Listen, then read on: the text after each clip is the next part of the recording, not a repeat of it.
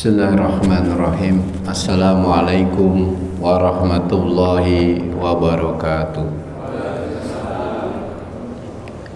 Alhamdulillah alladzi bi ni'matihi tatimmus shalihat wa bi fadlihi tatanazzalul khairat wal barakat wa bi taufiqihi tatahaqqaqu al maqasid wal ghayat. Allahumma salli wa sallim wa barik wa an'im ala sayyidil mursalin wa sayyidil anbiya nabiyina Muhammadin sallallahu alaihi wasallam wa ala alihi wa sahbihi wa man tabi'ahum bisani ila yaumiddin. Jamaah yang dimuliakan oleh Allah Subhanahu wa taala, senantiasa kita memanjatkan puji syukur kehadirat Allah Subhanahu wa taala yang telah banyak memberikan nikmat dalam kehidupan kita, dan dengan nikmat itu maka sempurnalah segala bentuk kesolehan di dalam kehidupan kita, dan dengan karunia-Nya maka turunlah segala bentuk kebajikan dan keberkahan dalam kehidupan kita, yang dengan taufik-Nya maka tercapailah segala maksud dan tujuan kehidupan kita di dunia dan juga kelak di akhirat. Amin amin ya rabbal alamin. Selawat serta salam semoga tetap terlimpahkan kepada junjungan kita Nabi besar Muhammad sallallahu alaihi wasallam, keluarganya, sahabatnya, dan para pengikutnya hingga akhir zaman kelak. Sebelum saya mulai, ini ada sampaikan informasi dari Pak Haji Sardikan dari keluarga. Nanti setelah pengajian dan setelah sholat isya ada tasyakur, bentuk rasa syukur sebagaimana Allah Subhanahu wa taala nyatakan, la in syakartum la azidannakum wa la in kafartum inna adzabi lasyadid. Karena putra beliau telah selesai studi S3-nya di Malaysia, dan alhamdulillah atas nama Eko Fajar, dan semoga beliau dan keluarga senantiasa dirahmati oleh Allah Subhanahu wa taala. Baik, kita lanjutkan karena informasi sudah selesai disampaikan. Kita lanjutkan kajian kita tentang tazkiyatun nafas ya. Tazkiyatun nafas pada dasarnya adalah islahul qulub ya, memperbaiki hati kita. Di dalam kitab Syekh Profesor Dr. Abdul Razak bin Abdul Muhsin Al-Badar, Islahul Qulub, kita masuk yang ke bab 9, yaitu Thaharatul Qulub ya, senantiasa membersihkan hati. Dan sebenarnya keutamaan daripada syariat Islam itu adalah membersihkan hati ya, tidak hanya membersihkan fisik tetapi juga membersihkan hati. Salah satunya disebutkan di sini dalam beberapa riwayat, ada hadis Nabi Shallallahu Alaihi Wasallam yang ini juga ma'ruf, kita kenal di dalam pemahaman keagamaan kita. Nabi Shallallahu Alaihi Wasallam pernah mengajarkan kepada sahabatnya, terutama hadis ini diriwayatkan oleh Aisyah radhiyallahu anha, qalat kana Nabi Shallallahu Alaihi Wasallam yaqulu Allahumma inni a'udzubika minal fitnatin nari wa adabin nari wa fitnatil qabri wa adabil qabri. Pertama, Nabi Shallallahu Alaihi Wasallam senantiasa melafadzkan doa, ya Allah, aku berlindung kepadamu dari fitnatin nar, dari ujiannya atau fitnahnya api neraka. Di dalam beberapa riwayat hadis ini diberikan penjelasan, dan banyak hadis-hadis yang bicara tentang Allahumma inni a'udzubika min adzabin nar ya. min fitnatin nar, ya. Fitnatin nar ini tidak hanya nanti di kemudian, tetapi juga fitnah nar itu ada di dalam kehidupan kita, ya. Maka itu nanti di dalam hadis ini juga ada yang namanya Allahumma ksil qalbi bima salji wal barodi. Jadi fitnah api neraka itu, ya, disebutkan di dalam beberapa kitab hadis, syarah hadis ini. Itu maksudnya adalah orang-orang yang meninggalkan syariat. Jadi fitnah nar itu adalah orang-orang yang meninggalkan syariat. Jadi kalau kita berlindung dari, ya, perbuatan-perbuatan orang yang akan mengarahkan kepada perbuatan ke neraka, itulah sebenarnya maksud hadis ini. Jadi ternyata syariat Islam itu real, nyata di dalam kehidupan kita. Sampai juga tentang doa Allahumma ksil qalbi bima salji wal barodi. Ya, nanti ada penjelasannya. Yang kedua, setelah dari perbuatan yang mengarah kepada perbuatan neraka, yaitu melanggar syariat Islam, misalnya tidak sholat, itu akan mengarah kepada nar. Dan orang yang tidak sholat itu fitnahin nar, ya, fitnatin nar. Maka itu kita harus mendidik anak-anak kita, ya minimal diajak ke masjid, ya. Syukur-syukur sering diajak ke masjid, ya. Sehingga anak itu akan terbawa terus ke masjid, ya. Wa adzabin nar, setelah perbuatan itu fitnatin nar, maka ada azabnya, balasannya. Dalam riwayat yang lain dinamakan bisyarah, ya, bisyarah, balasan, bayaran. Itu yang dinamakan adzabin nar. Naudzubillah min dzalik. Ya, setelah adab nar, ya, maka ada yang namanya wa fitnatil qabri, ya, ujian di dalam kubur, ya.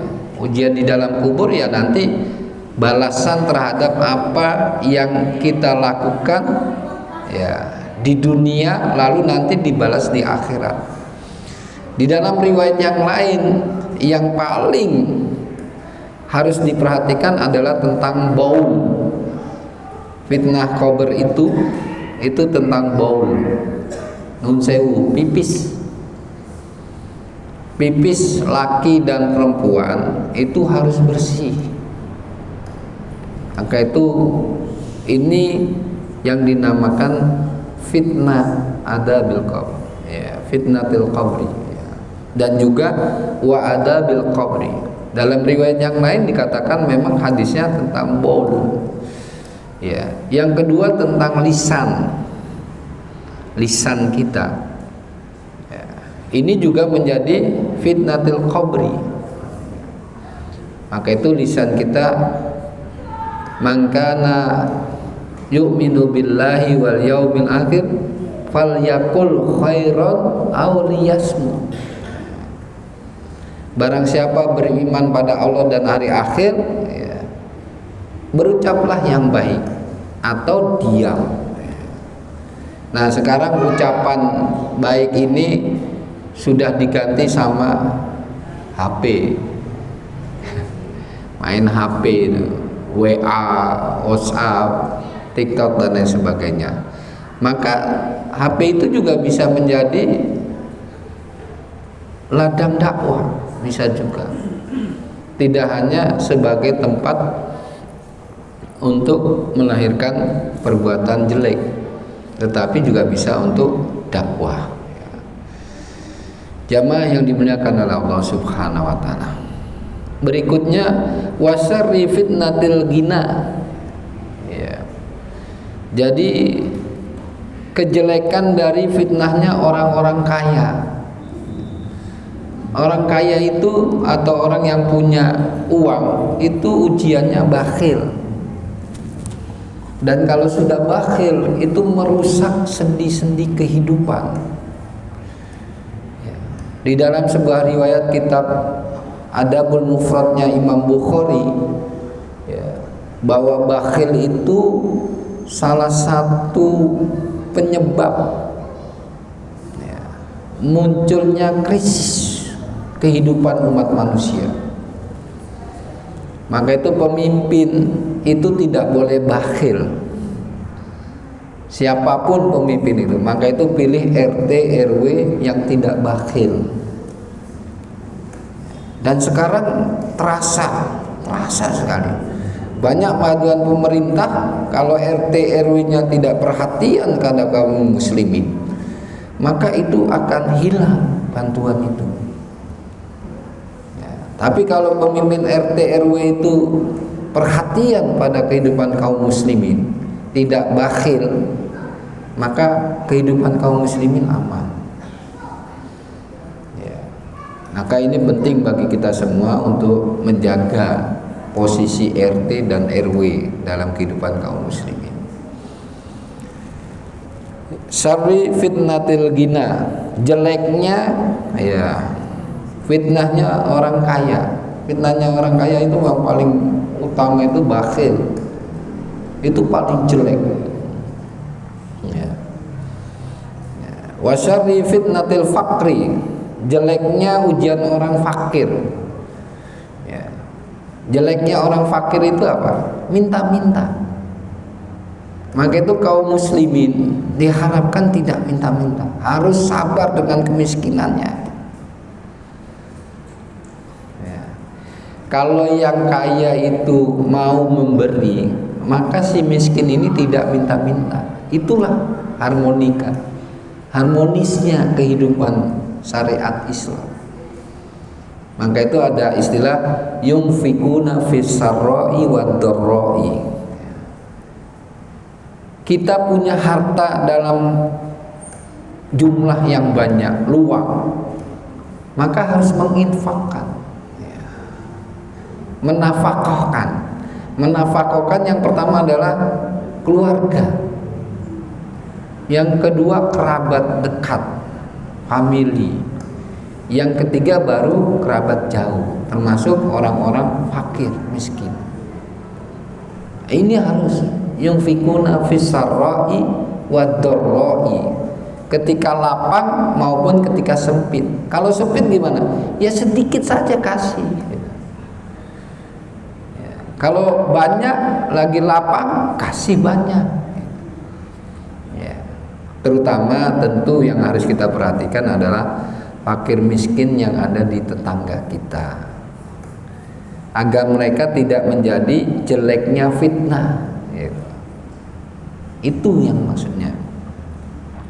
Yang berikutnya, Allahumma inni a'udzubika min syarri fitnatil masihid dajjal. Ini nanti. Tapi mengatasi fitnah, jeleknya fitnah masih dajjal, Nabi SAW dalam sebuah riwayat mengatakan bis-shalah, dengan sholat. Lalu sahabat tanya, ayyus sholah? Sholatul jamaah bil imam, sholat berjamaah dengan imam. Itu akan terhindar kita. Dan lalu ketika tahiyat akhir, doa ini terbaca. Doa ini ketika tahiyat akhir terbaca oleh kita. Inilah perhatian kita. Yang berikutnya, Allahumma ksil qalbi bima'is salji wal barodi. Ini menarik. Ada penjelasan dari Syekhul Islam Ibnu Taimiyah dan kepada muridnya yaitu Ibnu Qayyim Al-Jauziyah. Kenapa sih ada doa? Termasuk tadi Allahumma, doanya ya kan, kalau biasa di iftitah itu kan Allahumma ba'id baini wa baina khotoyaya kama ba'atta bainal masyriq wal maghrib. Allahumma nakkini min khotoyaya kama yunaqqas saubul abyadu minad danasi. Allahumma ksilni min khotoyaya bisalji wa ma'il wal barodi. Kenapa? ada doa yang cenderung menggambarkan dengan air. Hadis ini ingin memberikan gambaran bahwa syariat itu nyata. Syariat Islam itu nyata dalam kehidupan kita. Walaupun itu doa, nyata. Kalau kita mau bersihkan kotoran pakai apa, Bapak Ibu? Pakai air. Ya. Maka itu doa ini penting. Ketika kita mau bersihkan hati kita, Allahumma ksil qalbi bima salji wal barodi. Dijelaskan oleh Syekhul Islam Ibnu Taimiyah. Gimana ndak dengan air panas dan air dingin? Karena hati kita itu kadang panas, kadang dingin. Dingin itu nggak ada semangat. Kadang kita itu nggak semangat pergi ke masjid.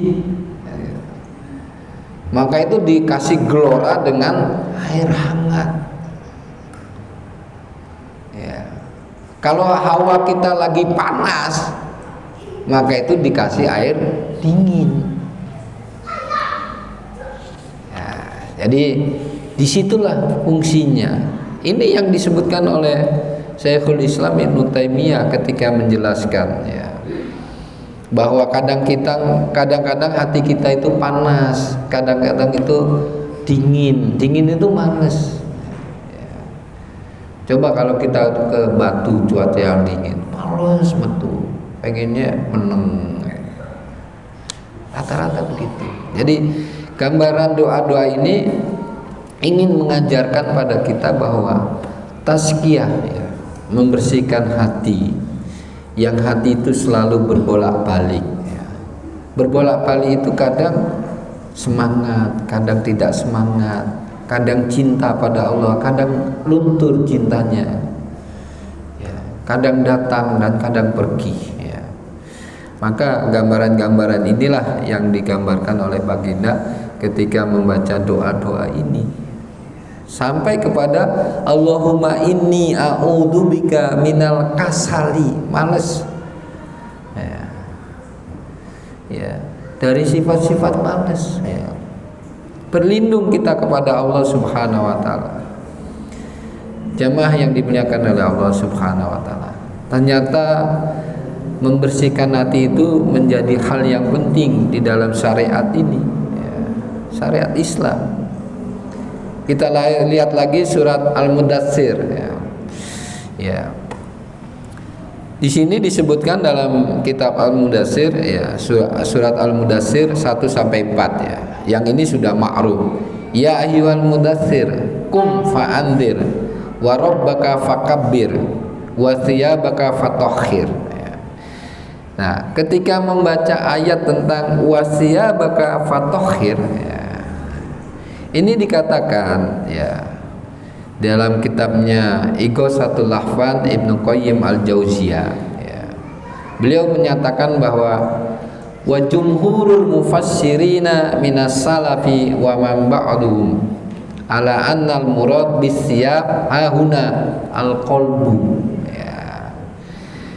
Jadi bagaimana kita membersihkan hati, ya, karena yang namanya pakaian itu bukan pakaian yang kita pakai, tapi kolbu yang kita gunakan di dalam kehidupan kita.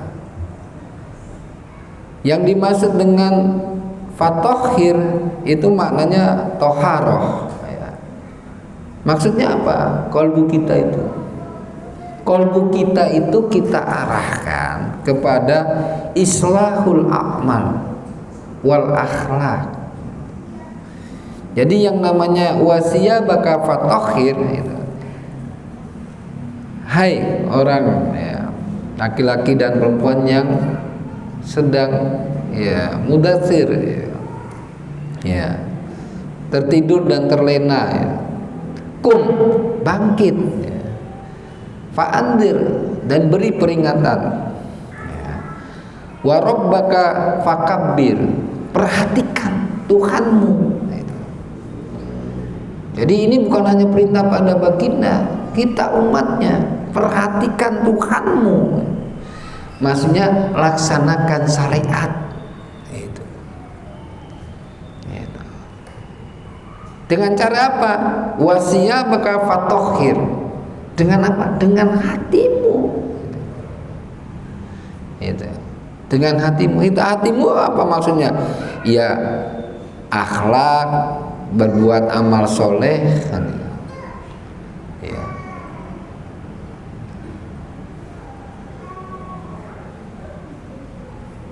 Tadi surat At-Tin yang saya baca di dalam rakaat kedua, ya, itu gambaran kehidupan.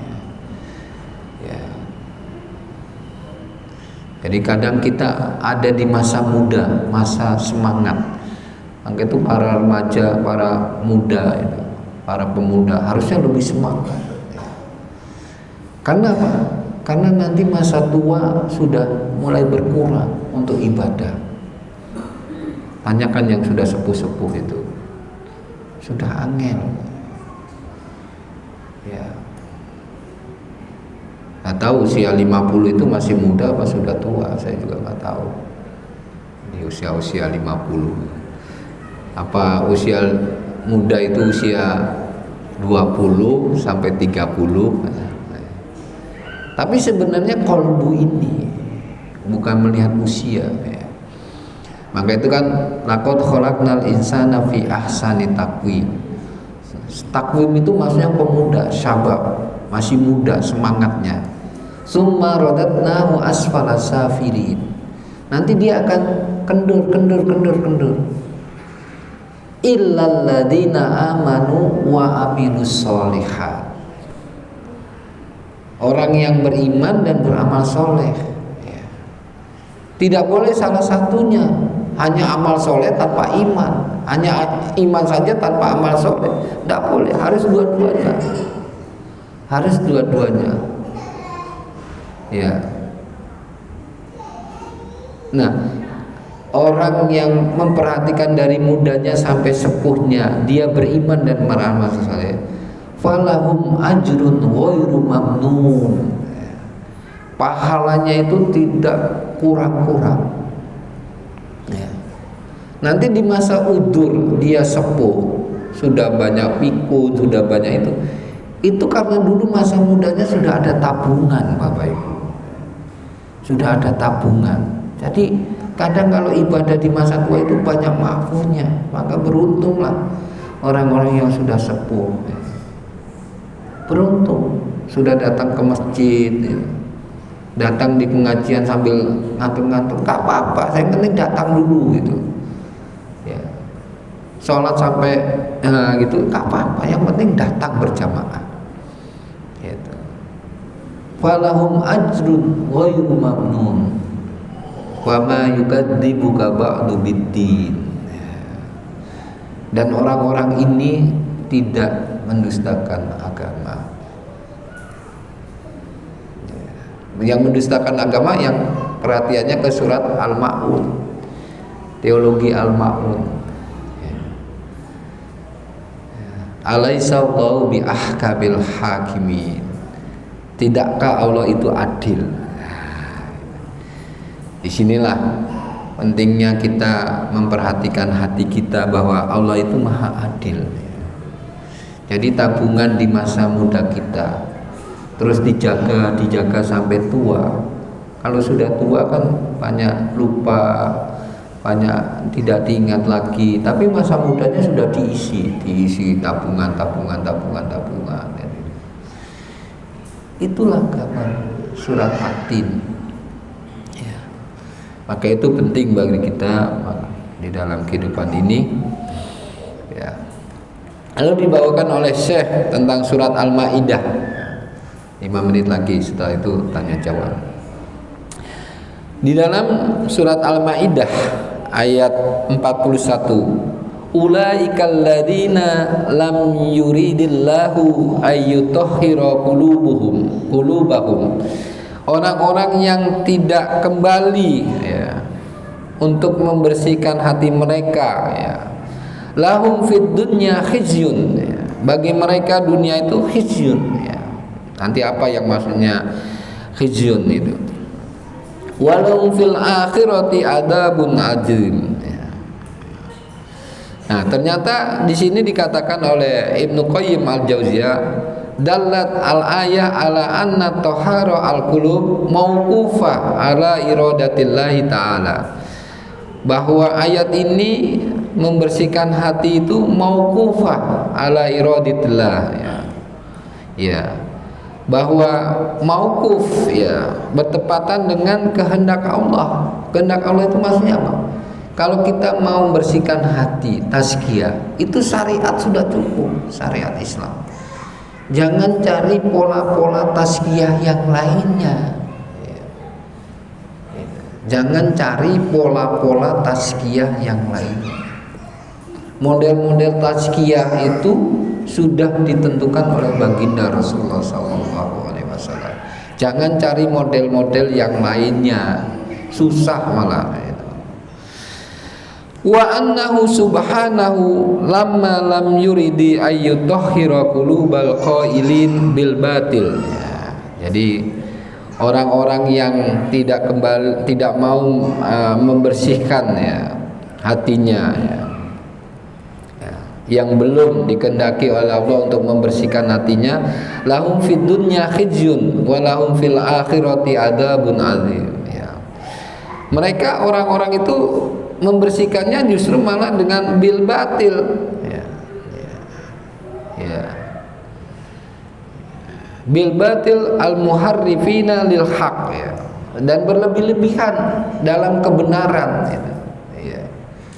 Maka itu jangan mencari pola model tazkiyah yang tidak sesuai dengan syariat Islam, gitu.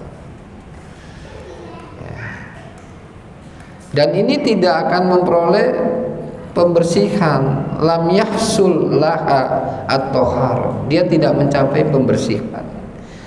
Jamaah yang dimuliakan oleh Allah Subhanahu wa taala, bahwa orang yang senantiasa memperhatikan, ya, kebersihan itu akan dikasih bisaroh. Bisarohnya ini dalam surat Az-Zumar ayat 73, tibatum fadkhuluha khalidin, ya.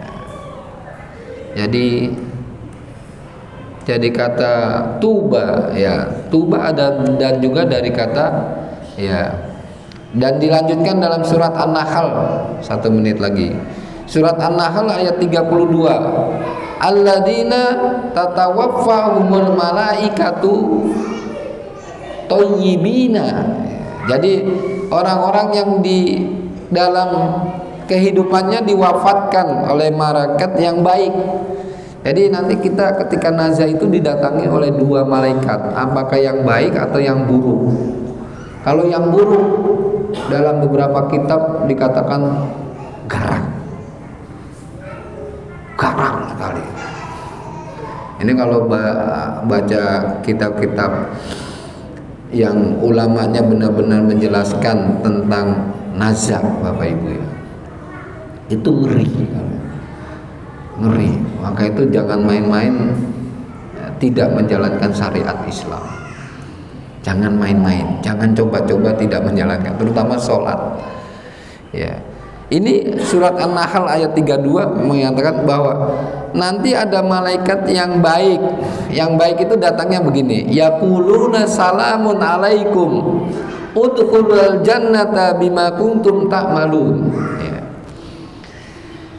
Jadi malaikat yang baik itu akan mengatakan salamun, selamat kamu, ya.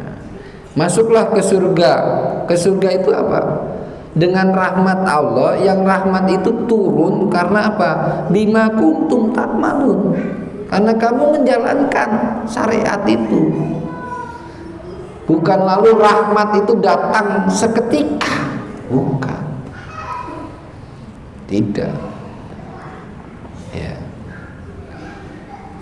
Kisah Salman Al-Farisi, dulu Majusi sebelum masuk Islam, lalu masuk Nasrani, barulah ketemu baginda Rasulullah Sallallahu Alaihi Wasallam. Barulah di situ dia yakin bahwa inilah Islam yang sesungguhnya. Itu gambaran Salman yang dulu dia Majusi, Salman Al-Farisi, ya. Majusi, lalu ketemu pendeta, masuk Nasrani, lalu ketemu baginda Rasulullah sallallahu alaihi wasallam. Kita yang sudah muslim dari orang tua kita, maka harus lebih yakin. Ya, surat An-Nahl inilah menjadi pelajaran bagi kita bahwa kita harus benar-benar menjaga, menjalankan syariat. Dan syariat tidak memberatkan. Kalau kita lagi sakit, maka kita boleh berbaring. Kalau sakitnya kita masih ringan, kita boleh duduk di kursi. Tapi takbiratul ihramnya berdiri. Setelah itu duduk boleh. Jamaah yang dimuliakan oleh Allah Subhanahu wa taala. Inilah bahwa ternyata syariat Islam itu mengajarkan model tazkiyah yang sudah sempurna, dan para nabi dan para rasul juga sudah mengajarkan bahwa Islam menjadi syariat akhir dari para nabi dan rasul, dan menjadi penutupnya adalah baginda Rasulullah sallallahu alaihi wasallam. Maka itu Imam Syafi'i mengatakan kafa bihadhi syariah, cukup dengan syariat ini. Demikian yang bisa saya sampaikan. Monggo kalau ada pertanyaan Bapak Ibu.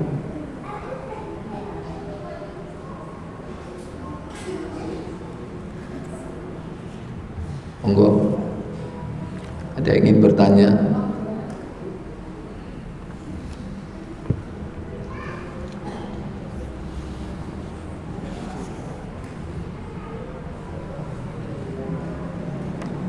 Tidak ada.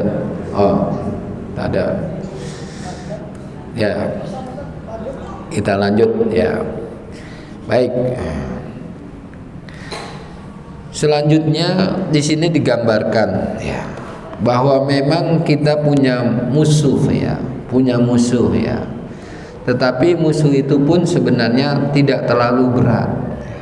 Kalaulah kita yakin dengan syariat ini, sebenarnya musuh kita yang namanya syaitan, iblis, ya, jin, ya makhluknya namanya jin yang tidak tampak. Angga itu jangan minta jin ditampakkan, Bapak Ibu ya. Ya, lebih baik kita tahu bahwa jin selalu mengajarkan kepada kehancuran, ya, kehancuran, atau selalu mengajarkan kepada hal-hal yang bertentangan dengan syariat, ya, kekufuran, ya, kemunafikan, ya, dan semua perbuatan-perbuatan yang menyelisihi syariat Islam itu selalu, ya, ya, walaupun ada jin muslim, Bapak Ibu, ya, tetap jin muslim juga akan menggoda kita, ya, ya, tetap akan menggoda kita. Maka itu nggak usah terlalu diperhatikan. Kalau kita ada yang datang jin muslim, nggak usah terlalu diperhatikan. Cukup kita bergaul dengan saudara muslim manusia, ya, nggak usah digauli jin itu. Ya, mungkin ada di antara jamaah ini yang pernah didatangi jin, bisa jadi. Ya, saya juga nggak punya ilmunya, ya, dan terlalu tidak usah diyakini. Ya. Walaupun ada kawan-kawan saya yang punya, ya dalam level ustadz, apalagi level kiai itu kan gitu ya. Tapi ketika mereka berdialog dengan saya dengan syariat ini, maka mereka juga tidak bisa memiliki dalil yang sangat kuat, ya. Jamaah yang dimuliakan oleh Allah Subhanahu wa taala. Maka kita harus yakin bahwa Al-Qur'an ini, ya, sebagaimana dikatakan di sini bahwa musuh kita tidak hanya makhluk gaib, tetapi musuh kita ada pada diri kita. Diri kita yang enggan belajar, itu adalah bentuk musuh kita. Tidak mau belajar, itu bentuk. Di sini dikatakan, dibawakan dalam surat Yunus ayat 57. Ya ayyuhan nas, qad ja'askum mau'idatum mir rabbikum, ya. Wahai manusia, laki-laki dan perempuan, perhatikan, telah datang kepadamu, ya, mau'idah, ya, nasihat-nasihat dari Tuhanmu, ya, ya, wasifaun, ya, dan juga obat, ya, lima fis sudur. Jadi ya mau ido ya syifa ya lima fis sudur, di dalam jantung ya. Sudurnya itu ada yang dada, ada yang memahami jantung, dan juga sebagai petunjuk wahuda, dan juga warahmah. Jadi mau ido ya, syifa ya, petunjuk, hudan, rahmat ya, lil mu'minin, bagi orang-orang yang yakin, percaya ya. Yang dimaksud dengan syifa itu apa? Ini dijelaskan. Fahuwa syifa'u lima fis sudur min maradil jahli wal ghayyi ya. Di hati kita, di sodar kita itu biasanya ada penyakit kejahilan ya, dan kesombongan ya. Biasanya memang orang jahil itu sombong. Iya, sombong. Lebih sombong daripada orang yang berilmu ya. Maka itu fa innal jahla maradun ya. Sesungguhnya kejahilan itu ya. Jadi kalau orang tidak mau tazkiyah itu termasuk datang ke majelis ilmu, tazkiyatun nafas. Jadi kalau kita datang di setiap pengajian ya.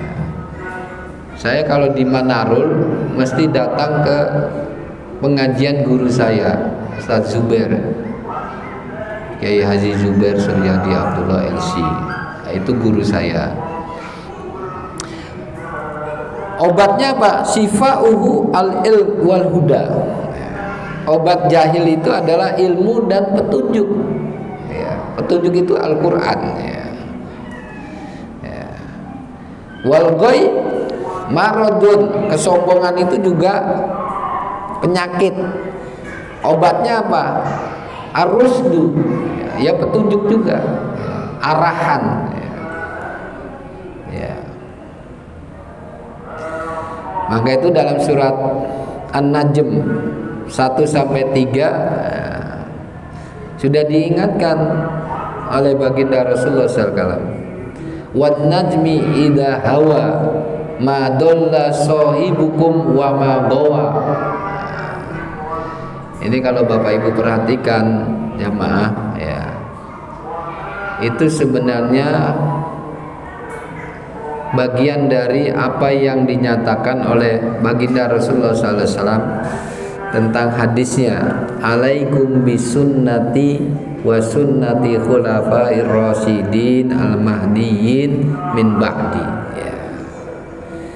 Jadi kecenderungan manusia ya, ketika dia ya melakukan sesuatu itu lebih banyak kepada hawa nafsunya. Hawa, minum mau banyak, makan mau banyak, harta mau banyak, semuanya mau banyak ya. Sekarang ini kan marak, orang Islam harus kaya. Yang mengharuskan kaya itu siapa? Orang Islam itu harus taat pada ajaran Islamnya. Tidak ada yang mewajibkan kita itu kaya. Orang Islam itu harus berilmu ya. Itu baru harus berilmu. Kalau nanti berilmu, beriman dan bertakwanya lalu diberi harta, rizki oleh Allah, baru orang itu bisa amanah. Jangan lalu diterbalik ya. Dicari hartanya dulu baru beriman dan bertakwa ya. Bukan itu ajaran Islam ya. Maka itu diajarkan oleh baginda, alaikum bisunnati ya. Wajib atas kalian ya, ini kan surat An-Najm ayat 1-3. Wan najmi idza hawa ma dalla sahibukum wa ma gawa ya. Ayat ini kalau direnungi dan sering dibaca maka kita akan faham bahwa apa yang di dalam hati kita itu memang ya kecenderungannya hawa nafsu. Maka itu salah satu fungsi syariat itu adalah ya wanahan nafsa anil hawa. Hawa itu bukan dibunuh, ya. Hawa nafsu di dalam diri kita itu bukan dibunuh, bukan, tetapi dikendalikan. Maka itu bahasanya pakai wanahan nafsa, naha. Naha itu yang dimaksud naha itu dengan syariat Islam. Ya, tidak bisa kita mengendalikan hawa nafsu kita itu dengan pikiran, dengan akal pikiran, malah menjadi syubhat nanti. Ya. Menjadi syubhat, ya. Memunculkan pikiran-pikiran yang tadi, ya. Pikirannya kaya dulu baru nanti iman dan bertakwa. Justru yang baik itu kejarlah akhiratmu, nanti duniamu dikasih. Itu yang sesungguhnya ajaran Islam.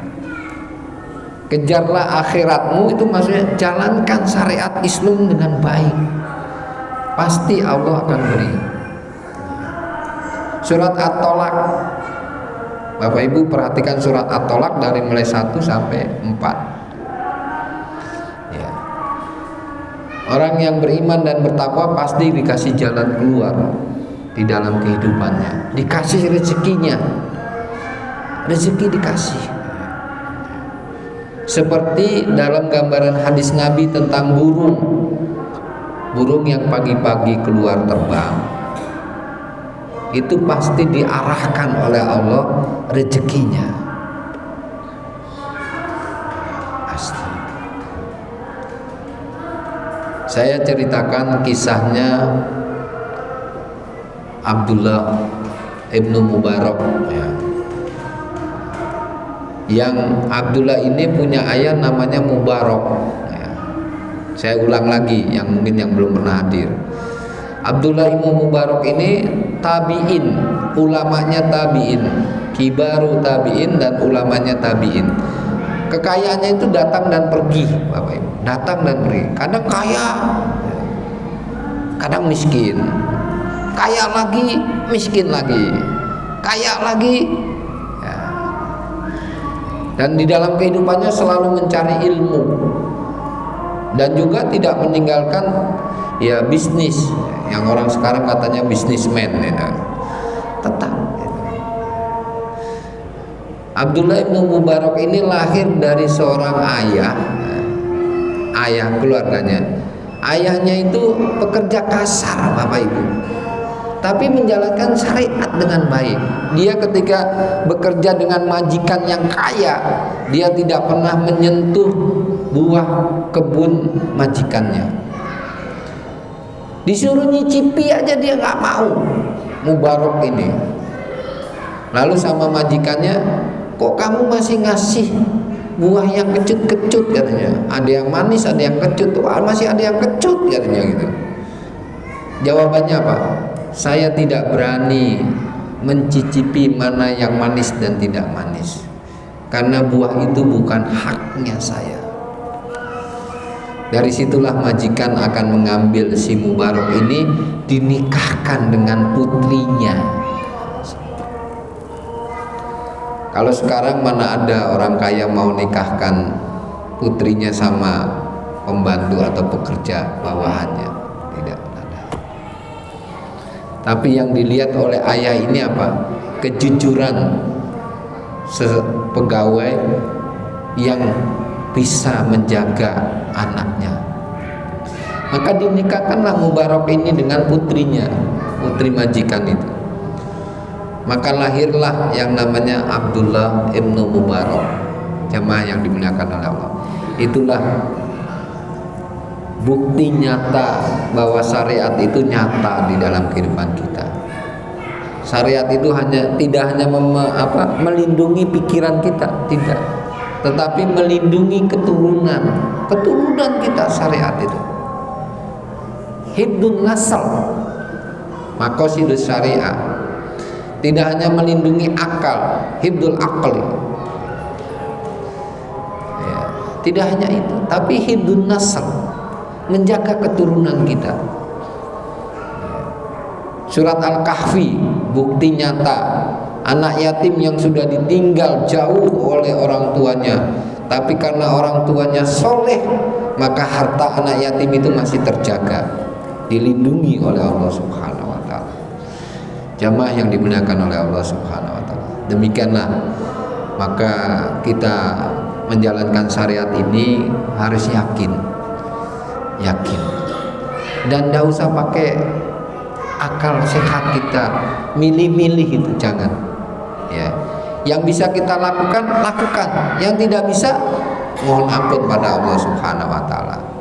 Banyak hal-hal yang kita tidak mampu, termasuk kita belum bisa memiliki pemimpin yang benar-benar kita harapkan.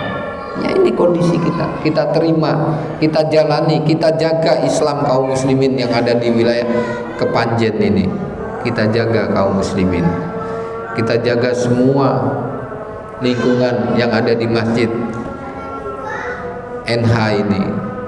Semoga kaum musliminnya dilindungi oleh Allah Subhanahu wa ta'ala, dan kita semakin baik dari satu waktu kepada waktu berikutnya, sampai kita masing-masing dipanggil oleh Allah sesuai dengan jadwalnya masing-masing. Yakinlah bahwa kita punya jadwal, bisa sama bisa berbeda. Kita hanya mengharap pada Allah agar kita dimatikan dalam keadaan husnul khatimah. Kita akhiri dengan doa kafaratul majlis. Subhanakallahumma wa bihamdika asyhadu an la ilaha illa anta astaghfiruka wa atubu ilaik. Assalamualaikum warahmatullahi wabarakatuh.